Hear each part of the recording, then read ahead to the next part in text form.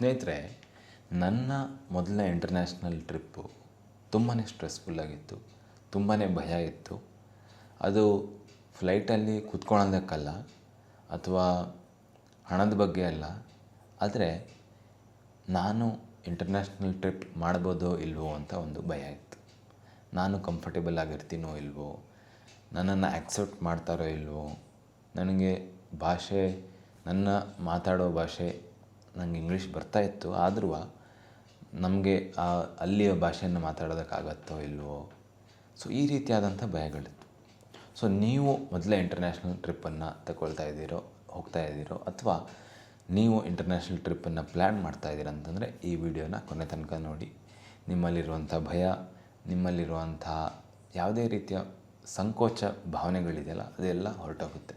ಯಾಕಂದರೆ ನಾನು ಮೊದಲನೇ ಸಲ ಹೋಗಬೇಕಾದ್ರೆ ನನಗೆ ಇಮಿಗ್ರೇಷನ್ ಅಂದರೆ ಏನು, ಬೋರ್ಡಿಂಗ್ ಅಂದರೆ ಏನು, ಬ್ಯಾಗೇಜ್ ಅಂದರೆ ಏನು, ಡಾಕ್ಯುಮೆಂಟ್ಸು, ಸೆಕ್ಯೂರಿಟಿ ಸರಿಯಾಗಿ ಇದರ ಬಗ್ಗೆ ಗೊತ್ತಿರಲಿಲ್ಲ.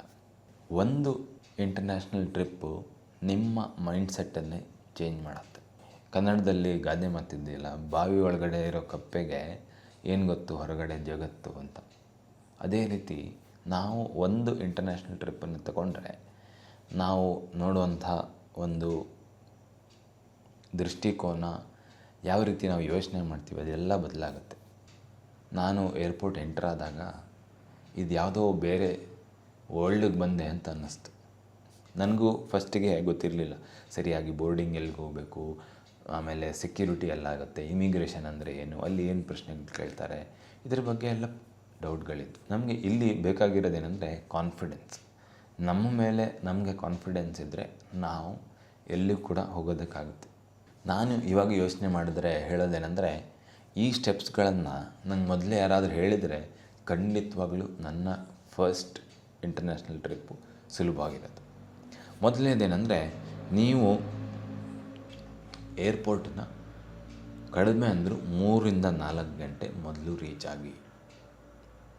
ಇದು ತಪ್ಪು ಹೆಚ್ಚಿನವ್ರು ಮಾಡ್ತಾರೆ. ಮೊದಲನೇ ಸಲ ಅಂತ ಅಲ್ಲ, 2ನೇ ಸಲ, 3ನೇ ಸಲ, 10 ಸಲ ಹೋದವರು ಮಾಡೋದಿದೆ ತಪ್ಪು. ಹೆಚ್ಚಿನವ್ರಿಗೆ ಏನು ಹ್ಯಾಬಿಟ್ ಅಂದರೆ, ಎಸ್ಪೆಷಲಿ ಭಾರತೀಯರಿಗೆ, ನಾವು ನಾರ್ಮಲ್ ಎಲ್ಲ ಫಂಕ್ಷನ್ಗಳಿಗೂ ಹೋಗೋದು 10 ನಿಮಿಷ 15 ನಿಮಿಷ ಲೇಟಾಗಿ ಹೋಗ್ತೀವಲ್ಲ, ಅದೇ ಹ್ಯಾಬಿಟ್ಟು ಇಲ್ಲೂ ನಾವು ಅಪ್ಲೈ ಮಾಡ್ತೀವಿ. ಆದರೆ ನೀವು ಇಂಟರ್ನ್ಯಾಷನಲ್ ಫ್ಲೈಟ್ ತಗೊಳ್ತಾ ಇದ್ದೀರಾ ಅಂತಂದರೆ ಖಂಡಿತವಾಗ್ಲೂ ಇಲ್ಲಿ ನೀವು ಆರಾಮಾಗಿರಲೇಬೇಡಿ. ಕಡಿಮೆ ಅಂದರೂ 3-4 ಗಂಟೆ ಮೊದಲು ರೀಚ್ ಆಗಿ. ಅದು ಮೊದಲನೇ ಸಲ ಹೋಗ್ತಿದ್ದೀರಾ ಅಂತಂದರೆ 4 ಗಂಟೆ ಮೊದಲೇ ರೀಚ್ ಆಗಿ. ಏನಕ್ಕಂದರೆ ನೀವು 3 ಗಂಟೆ ಅಥವಾ 4 ಗಂಟೆ ಮೊದಲು ರೀಚ್ ಆಗ್ತೀರಾ ಅಂತಂದರೆ ನಿಮಗೆ ಏರ್ಪೋರ್ಟಲ್ಲಿರುವಂಥ ಸ್ಟೆಪ್ಸ್ಗಳನ್ನು ಆರಾಮಾಗಿ ಅರ್ಥ ಮಾಡ್ಕೊಳಕ್ಕಾಗತ್ತೆ. ಅಲ್ಲಿ ಯಾರ ಹತ್ರನೂ ಕೇಳೋಕ್ಕಾಗತ್ತೆ. ಇಲ್ಲ ನೀವು ತಪ್ಪಿ ಬೇರೆ ಕಡೆ ಹೋದ್ರೆ ಅಂತ ಅಲ್ಲಿಂದ ವಾಪಸ್ ಬಂದು ಆರಾಮಾಗಿ ನೀವು ಹೋಗಬೇಕಾಗಿರೋಂಥ ದಾರಿಯಲ್ಲಿ ಹೋಗ್ಬೋದು. ಹೋಗಬೇಕಾಗಿರೋಂಥ ಗೇಟ್ಗೆ ಹೋಗಬೇಕಾಗಿರೋಂಥ ಚೆಕ್-ಇನ್ ಲೈನು, ಬೋರ್ಡಿಂಗ್ ಕೌಂಟರ್ಸು, ಸೊ ಇದೆಲ್ಲ ನಾವು ಅರ್ಥ ಮಾಡ್ಕೊಳಕ್ಕಾಗತ್ತೆ. ಅದೇ ನೀವು ಬರೀ 1.5 ಗಂಟೆ 2 ಗಂಟೆ ಮೊದಲು ಬಂದರೆ ನಿಮಗೆ ಎಲ್ಲಿ ಹೋಗಬೇಕಂತ ಅರ್ಥ ಆಗಲ್ಲ. ಆಮೇಲೆ ಪ್ರತಿ 5 ನಿಮಿಷಕ್ಕೆ ನೀವು ಟೈಮ್ ನೋಡ್ತಾ ಇರ್ತೀರ, ಫುಲ್ಲು ಸ್ಟ್ರೆಸ್ಸಲ್ಲಿರ್ತೀರ. ಆ ಸ್ಟ್ರೆಸ್ಸಿಂದ ನೀವು ಫ್ಲೈಟ್ ಮಿಸ್ ಮಾಡೋಂಥ ಚಾನ್ಸಸ್ಸು ಜಾಸ್ತಿ ಇರುತ್ತೆ.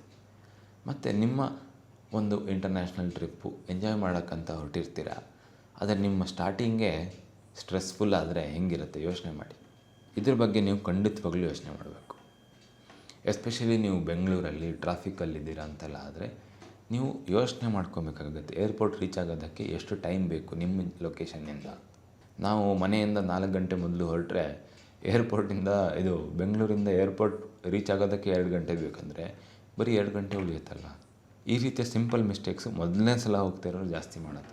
ಅದೇ ನೀವು ಬೇಗ ರೀಚ್ ಆದರೆ ನೀವು ಆರಾಮಾಗಿ ಯೋಚನೆ ಮಾಡೋಕ್ಕಾಗತ್ತೆ, ನೀವು ಎಲ್ಲವನ್ನು ಒಬ್ಸರ್ವ್ ಮಾಡೋದಕ್ಕಾಗತ್ತೆ, ಮತ್ತು ಏರ್ಪೋರ್ಟ್ನಲ್ಲಿ ಯಾವ್ಯಾವ ಸ್ಟೆಪ್ಸ್ ಇದೆ ಅಂತ ನೀವು ಅರ್ಥ ಮಾಡ್ಕೊಳ್ಳೋಕ್ಕಾಗತ್ತೆ, ಮತ್ತು ಏರ್ಪೋರ್ಟನ್ನು ಕೂಡ ಎಂಜಾಯ್ ಮಾಡೋದಕ್ಕಾಗತ್ತೆ. ಏರ್ಪೋರ್ಟ್ ಅಂತ ಹೇಳಿದ್ರೆ ಇವಾಗ ಕೆಂಪೇಗೌಡ ಇಂಟರ್ನ್ಯಾಷನಲ್ ಏರ್ಪೋರ್ಟು ಏನು ಅದ್ಭುತವಾಗಿ ಕಟ್ಟಿದ್ದಾರಲ್ವ, ಅಲ್ಲೇ ನೀವು ಅರ್ಧ ಗಂಟೆ ಜಾಸ್ತಿ ಟೈಮ್ ಸ್ಪೆಂಡ್ ಮಾಡಿದ್ರೆ ನಿಮಗೆ ಒಂದು ಬೇರೆ ರೀತಿಯ ವರ್ಲ್ಡನ್ನು ನೀವು ಅನುಭವಿಸೋದಕ್ಕಾಗತ್ತೆ. ಜನ ಯಾವ ರೀತಿ ಟ್ರಾವೆಲ್ ಮಾಡ್ತಾರೆ ಅಂತ ನೋಡ್ತೀರಾ, ಎಲ್ಲೆಲ್ಲಿಂದ ಜನ ಬರ್ತಾರೆ ಎಲ್ಲ ನೋಡೋದಕ್ಕಾಗತ್ತೆ. ಇಲ್ಲ ನಿಮ್ಮ ಹತ್ರ ಟೈಮೇ ಇಲ್ಲ ಅಂತಂದರೆ ನಿಮಗೆ ಅಲ್ಲಿ ಏನು ಮಾಡೋಕ್ಕಾಗಲ್ಲ, ಬರೀ ಓಡ್ತಾ ಇರಬೇಕಾಗತ್ತೆ ಎಲ್ಲ ಕಡೆ ಅಲ್ವಾ. ಯೋಚನೆ ಮಾಡಿ, ಎರಡನೇದು ಏನಂದರೆ, ನಿಮ್ಮ ಎಲ್ಲ ಡಾಕ್ಯುಮೆಂಟ್ಸ್ಗಳನ್ನು ನೀವು ಒಟ್ಟಿಗೆ ಇಟ್ಕೊಳ್ಳಿ. ಒಂದು ಸಣ್ಣ ಪೌಚಲ್ಲಿ ಅಥವಾ ಒಂದು ಸಣ್ಣ ಪರ್ಸಲ್ಲಿ ಎಲ್ಲ ಡಾಕ್ಯುಮೆಂಟ್ಸನ್ನ ಒಟ್ಟಿಗೆ ಇಟ್ಕೊಳ್ಳಿ. ಕೆಲವು ಕಡೆ ನಿಮಗೆ ನಿಮ್ಮ ಪಾಸ್ಪೋರ್ಟನ್ನು ಕೇಳ್ತಾರೆ, ಆಧಾರ್ ಕಾರ್ಡನ್ನು ಕೇಳ್ತಾರೆ, ನಿಮ್ಮ ವೀಸಾನ ಕೇಳ್ತಾರೆ, ಹೋಟೆಲ್ ಬುಕ್ಕಿಂಗನ್ನು ಕೇಳ್ತಾರೆ. ಇದೆಲ್ಲ ಏರ್ಪೋರ್ಟಲ್ಲಿ ಯಾರು ಯಾವಾಗ ಬಂದು ಚೆಕ್ ಮಾಡ್ತಾರೆ ಅಂತ ಹೇಳೋದಕ್ಕಾಗಲ್ಲ. ಬೇಸಿಕಲಿ ಇಮಿಗ್ರೇಷನಲ್ಲೋ ಅಥವಾ ನಿಮ್ಮ ಬೋರ್ಡಿಂಗ್ ಗೇಟ್ಸಲ್ಲೋ ಅಥವಾ ನಿಮ್ಮ ಚೆಕ್ ಇನ್ ಗೇಟ್ಸಲ್ಲಿ ಕೇಳೋದು. ಆದರೆ ಕೆಲವೊಂದು ಸಲ ಇವಾಗ ಫ್ಲೈಟ್ನವರು ಅವರ ಪ್ರೊಸೆಸನ್ನು ಸಿಂಪಲ್ ಮಾಡೋದಕ್ಕೆ ನೀವು ಎಂಟರ್ ಆಗ್ತಾ ಇರಬೇಕಾದ್ರೆ ಕೇಳ್ಬೋದು, ಎಲ್ಲಿ ಬೇಕಾದರೂ ಕೇಳ್ಬೋದು. ಆವಾಗ ನೀವು ಒಂದೊಂದು ಐಟಮನ್ನು ಒಂದೊಂದು ಬ್ಯಾಗಲ್ಲಿ ಒಂದೊಂದು ಕಡೆಯಲ್ಲಿ ಇಟ್ಟಿದ್ದೀರ ಅಂತಂದರೆ ಯೋಚನೆ ಮಾಡಿ. ಮೊದಲು ನಿಮಗೆ ಸ್ಟ್ರೆಸ್ ಆಗುತ್ತೆ, ಅಯ್ಯೋ ಅದನ್ನು ತೊಗೊಂಬಂದಿದ್ದೀನೋ ಇಲ್ವೋ ಅಂತ. ಆಮೇಲೆ ಅದನ್ನ ಹುಡ್ಕೋದಕ್ಕೆ ನಿಮ್ಮ ಸೂಟ್ ಕೇಸು ಅಥವಾ ಬ್ಯಾಗನ್ನೆಲ್ಲ ಓಪನ್ ಮಾಡಬೇಕಾಗುತ್ತೆ. ಏರ್ಪೋರ್ಟಲ್ಲಿ ರಶ್ ಇರುತ್ತೆ, ಆವಾಗ ನೀವು ಓಪನ್ ಮಾಡಬೇಕಾದ್ರೆ ಕೆಲವೊಂದು ಐಟಮ್ ಬಿದ್ದೋಗ್ಬೋದು. ಸಣ್ಣ ಸಣ್ಣ ಸ್ಟೆಪ್ಸು ಫಾಲೋ ಮಾಡಿದ್ರೆ ನಮ್ಮ ಫ್ಲೈಟ್ ಜರ್ನಿ ತುಂಬ ಸುಲಭ ಆಗುತ್ತೆ.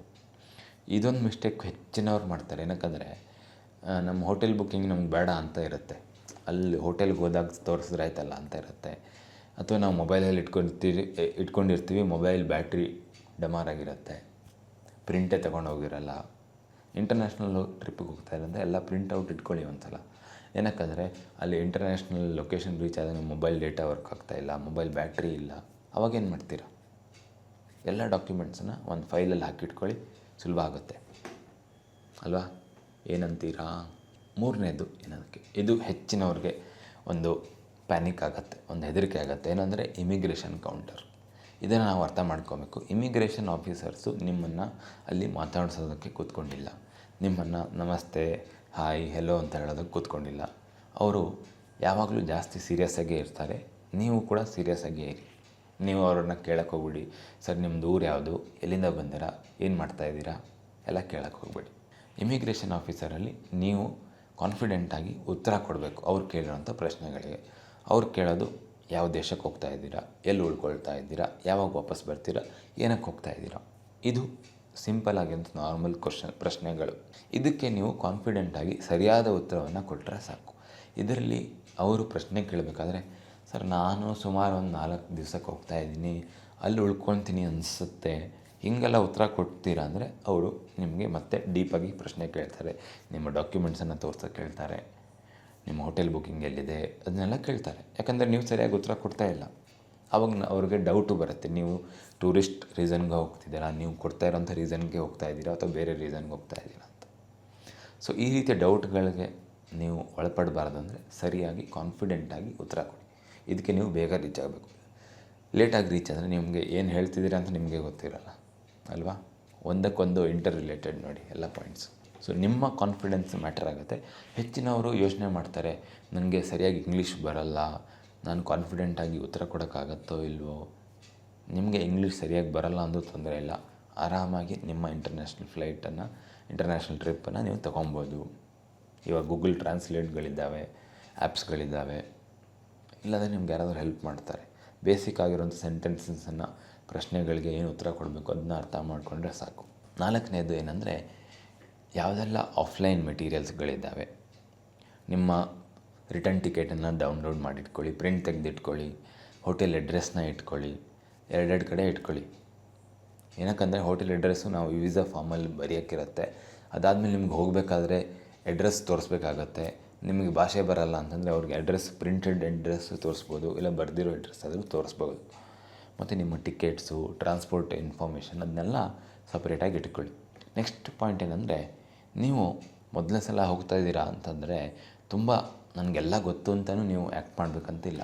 ನಿಮ್ಗೆ ಏನು ಗೊತ್ತಿಲ್ವೋ ಅದನ್ನು ನೀವು ಏರ್ಪೋರ್ಟ್ ಸ್ಟಾಫ್ಸ್ಗಳಿರ್ತಾರೆ, ಕಾನ್ಸಿಯೇಜ್ ಅಂತ ಇರ್ತಾರೆ, ಅಲ್ಲಿ ಇನ್ಫಾರ್ಮೇಷನ್ ಬೂತ್ಸ್ಗಳಿರ್ತವೆ, ಅಲ್ಲೆಲ್ಲ ಹೋಗಿ ಕೇಳ್ಬೋದು. ಏರ್ಪೋರ್ಟ್ ಸ್ಟಾಫ್ ಹತ್ರನೂ ಕೇಳಿದ್ರೆ ನಿಮ್ಗೆ ಉತ್ತರ ಕೊಡ್ತಾರೆ. ನಿಮ್ಗೇನು ಗೊತ್ತಿಲ್ಲ ಅದನ್ನು ನೀವು ಅಲ್ಲಿ ಕೇಳ್ಬೋದು, ಯಾರ ಹತ್ರನೂ ಕೇಳಿದ್ರೆ ಹೇಳ್ತಾರೆ. ಅತಿ ದೊಡ್ಡದಾದಂಥ ಟ್ರಾನ್ಸ್ಫಾರ್ಮೇಷನ್ನು ಇಂಟರ್ನ್ಯಾಷನಲ್ ಟ್ರಿಪ್ಪಿಂದ ಬರೋದೇನಂತಂದರೆ, ನಿಮಗೆ ಮೊದಲೇ ಹೇಳಿದೆ, ಮೊದಲು ನಮಗೆ ಬೆಂಗಳೂರಿಂದ ಮಂಗಳೂರಿಗೆ ಹೋಗೋದಾದ್ರೆ 10 ಗಂಟೆ ಬೇಕಾಗ್ತಿತ್ತು. ಇವಾಗ ಫ್ಲೈಟಲ್ಲಿ ಹೋದರೆ ಅರ್ಧ ಗಂಟೆ, ಮುಕ್ಕಾಲು ಗಂಟೆಲಿ ರೀಚ್ ಆಗ್ತೀವಿ. ಒಂದು ಸಲ ನೀವು ಆ ರೀತಿ ಯೋಚನೆ ಮಾಡೋದಕ್ಕೆ ಪ್ರಾರಂಭಿಸಿದಾಗ ನೀವು ನಿಮ್ಮ ಜೀವನದ ಬಗ್ಗೆ, ನಮ್ಮ ವಿಶ್ವದ ಬಗ್ಗೆ ಯೋಚನೆ ಮಾಡೋವಂಥ ರೀತಿಯೇ ಬದಲಾಗತ್ತೆ. ಹೌದಾ ಅಲ್ವಾ ಅಂತ ತಿಳಿಸಿ. ನೀವು ಟ್ರಾವೆಲ್ ಮಾಡಿದ್ದೀರಾ ಅಂತಂದರೆ ನಿಮಗೆ ಇದ್ರ ಬಗ್ಗೆ ಅರ್ಥ ಆಗುತ್ತೆ. ನಾನು ಸದ್ಯದಲ್ಲೇ ಚಂಡೀಗಢದಿಂದ ಪುಟ್ಟಪರ್ತಿಗೆ ಡ್ರೈವ್ ಮಾಡ್ಕೊಂಬಂದಿದ್ದೆ ಕಾರಲ್ಲಿ. ಆವಾಗ ನಾನು ನಮ್ಮ ದೇಶದ ಬಗ್ಗೆ ಯೋಚನೆ ಮಾಡ್ತಾ ಇದ್ದಂಥ ರೀತಿಯೇ ಬದಲಾಯಿತು. ದೇಶದ ಜನರ ಬಗ್ಗೆ, ದೇಶದ ಜಾಗ್ರಫಿಯ ಬಗ್ಗೆ ಯಾವ ರೀತಿ ಇದೆ, ಯಾವ ರೀತಿ ಜನರಿದ್ದಾರೆ, ಯಾವ ರೀತಿಯ ತಿಂಡಿ ತಿನಿಸುಗಳಿದ್ದಾವೆ, ಅದೆಲ್ಲ ಒಂದು ಚೇಂಜ್ ಆಗುತ್ತೆ. ಇವಾಗ ನೀವು ನನ್ನನ್ನು ಯಾವುದೇ ರೀತಿಯ ಸ್ಟೇಟಿಗೆ ಕಳಿಸಿದ್ರು ಆರಾಮಾಗಿ ಇರೋದಕ್ಕೆ ನನಗೆ ಕಾನ್ಫಿಡೆನ್ಸ್ ಇದೆ. ಯಾವುದೇ ರೀತಿಯ ಸ್ಟೇಟ್ ಆಗಿರ್ಬೋದು, ಯಾವುದೇ ರೀತಿಯ ದೇಶ ಆಗಿರ್ಬೋದು, ನಾನು ಅಲ್ಲಿ ಆರಾಮಾಗಿ ಜೀವನ ಮಾಡ್ಬೋದು. ಎಮರ್ಜೆನ್ಸಿ ಬಂದರೆ ನನಗೆ ಹೋಗ್ಬೇಕಂತ ಬಂದರೆ ಮಾಡ್ಬೋದು ಅಂತ ನನಗೆ ಕಾನ್ಫಿಡೆನ್ಸ್ ಇದೆ. ನಿಮ್ಗೆ ಆ ಕಾನ್ಫಿಡೆನ್ಸ್ ಇದೆಯಾ? ಕೆಲವ್ರು ಹೇಳ್ಬೋದು ಕಾನ್ಫಿಡೆನ್ಸ್ ಯಾಕೆ ಬೇಕು ಅಂತ. ಕಾನ್ಫಿಡೆನ್ಸ್ ಯಾಕೆ ಬೇಕು ಅಂತ ಅಂದರೆ, ನಮಗೆ ಒಂದು ವಿಶ್ವದ ಬಗ್ಗೆ ಒಂದು ಅರ್ಥ ಸಿಗುತ್ತೆ. ನಾವು ಜೀವನದ ಬಗ್ಗೆ ಯೋಚನೆ ಮಾಡೋಂಥ ರೀತಿ ಬದಲಾಗುತ್ತೆ. ನಮ್ಮ ಕೆಲಸದ ಬಗ್ಗೆ, ನಮ್ಮ ಜೀವನದ ಬಗ್ಗೆ, ನಮ್ಮ ಲೈಫ್ ಸ್ಟೈಲ್ ಬಗ್ಗೆ ನಾವು ಒಂದು ಬೇರೆ ರೀತಿ ಯೋಚನೆ ಮಾಡೋದಕ್ಕೆ ಪ್ರಾರಂಭಿಸ್ತೀವಿ. ಇಲ್ಲಾಂದರೆ ಬಾವಿ ಒಳಗಡೆ ಯಾವ ರೀತಿ ಕಪ್ಪೆ ಇರುತ್ತೋ ಅದೇ ರೀತಿ ಅಂತ. ಬಾವಿ ಒಳಗಡೆ ಇರೋ ಕಪ್ಪೆಗೆ ಬಾವಿನೇ ತನ್ನ ವಿಶ್ವ ಅಂತ ಕಾಣುತ್ತೆ. ನೀವು ನಿಮ್ಮ ಮೊದಲ ಇಂಟರ್ನ್ಯಾಷನಲ್ ಟ್ರಿಪ್ಗೆ ಹೋಗಬೇಕಂತಿದ್ದರೆ ನೀವು ಮಾಡಬೇಕಾಗಿರೋದು ನಿಮ್ಮ ಬಜೆಟ್ ಪ್ಲ್ಯಾನ್ ಮಾಡಬೇಕು. ಟ್ರಿಪ್ಪಲ್ಲಿ ಎಷ್ಟು ಹಣ ಬೇಕು ಅಂತ ನೀವು ಯೋಚನೆ ಮಾಡಿ. ತುಂಬ ನೀವು ರಿಚ್ ಆದಮೇಲೆ ನಾನು ಇಂಟರ್ನ್ಯಾಷನಲ್ ಟ್ರಿಪ್ ಮಾಡ್ತೀನಿ ಅಂತ ಏನಿಲ್ಲ. ನಿಮ್ಮ ಬಜೆಟನ್ನು ಪ್ಲ್ಯಾನ್ ಮಾಡ್ಕೊಳ್ಳಿ. ಅದಕ್ಕಿಂತ ಒಂದು 10%, 20% ಜಾಸ್ತಿ ಹಣ ಇಟ್ಕೊಳ್ಳಿ. ಎಮರ್ಜೆನ್ಸಿ ಫಂಡ್ ಇಟ್ಕೊಳ್ಳಿ. ಮತ್ತು ನೀವು ನಿಮ್ಮ ಇಂಟರ್ನ್ಯಾಷನಲ್ ಟ್ರಿಪ್ಪನ್ನು ನೀಟಾಗಿ ಪ್ಲ್ಯಾನ್ ಮಾಡ್ಕೊಳ್ಳಿ. ಆವಾಗ ನೀವು ಆರಾಮಾಗಿ ಇಂಟರ್ನ್ಯಾಷನಲ್ ಟ್ರಿಪ್ಪನ್ನು ಮಾಡೋದಕ್ಕಾಗತ್ತೆ. ಮತ್ತು ಯಾರಿಗೆ ಗೊತ್ತು, ಈ ರೀತಿಯ ಇಂಟರ್ನ್ಯಾಷನಲ್ ಟ್ರಿಪ್ಪಿಂದ ನಿಮ್ಮ ಜೀವನದ ಒಂದು ಹೊಸ ದಾರಿ ಸಿಗ್ಬೋದು ಅಲ್ವಾ? ಯೋಚನೆ ಮಾಡಿ. ಇವತ್ತಿನ ವಿಡಿಯೋದಿಂದ ಖಂಡಿತವಾಗೂ ನಿಮಗೆ ಸ್ವಲ್ಪನಾದರೂ ಭಯ ಮತ್ತು ಸಂಕೋಚ ಭಾವನೆ ಇಂಟರ್ನ್ಯಾಷನಲ್ ಟ್ರಿಪ್ ಬಗ್ಗೆ ಕಮ್ಮಿ ಆಗಿದೆ ಅಂತ ಅಂದ್ಕೊಳ್ತೀನಿ. ನಿಮಗೆ ಹೇಗೆ ಅನ್ನಿಸ್ತು ಅಂತ ಕಮೆಂಟ್ಸಲ್ಲಿ ಬರೆದು ತಿಳಿಸಿ. ಉಳಿದಿರೋ ವ್ಲಾಗ್ಸನ್ನು ನೋಡಿ. ನನ್ನ ಹೆಸರು ಸಾಯಿ ಕೀರ್ತನ್. ಮೊದಲನೇ ಸಲ ನನ್ನ ಚಾನಲ್ನ ನೋಡ್ತಾ ಇದ್ದೀರಂತಂದರೆ ಸಬ್ಸ್ಕ್ರೈಬ್ ಮಾಡಿ. ಮತ್ತೆ ಮುಂದಿನ ಸಂಚಿಕೆಯಲ್ಲಿ ಭೇಟಿಯಾಗೋಣ. ನಮಸ್ಕಾರ, ಧನ್ಯವಾದಗಳು, ಶುಭವಾಗಲಿ.